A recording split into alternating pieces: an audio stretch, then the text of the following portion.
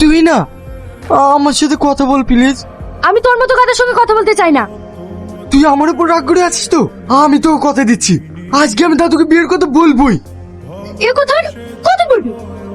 আমি কান ধরে বলছি, আজকে আমি দাদুকে বিয়ের কথা বলবোই।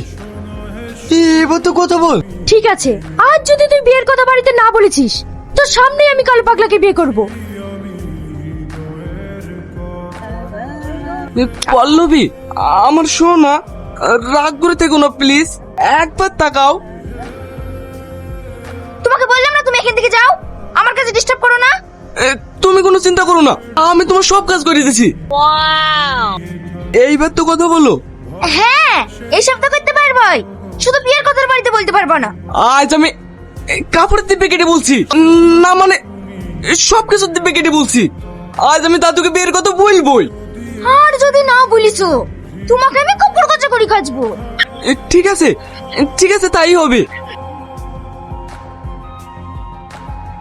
বাহ, খুব সুন্দর, ইয়ে তো একদম পরি। এই মেয়েটার সাথে বিয়ের ব্যাপারে কথা বলতে হবে। তোমার আব্বার নাম কি? কেন? তোমার বিয়ের ব্যাপারে কথা বলতাম, তোমাকে আমার ভীষণ পছন্দ। তোমার আব্বা যদি রাজি থাকে তাহলে বিয়েটা হয়ে যাবে। কি অসভ্য লোক রে, কবরে যেতে চলেছে তাও খারাপ অভ্যাস যায়নি। রাগ করছো কেন? তোমার আব্বার নাম্বারটা দাও। কি হলো, দাও না। কি হয়েছে? ওই লোক তোমাদের কি বলছে?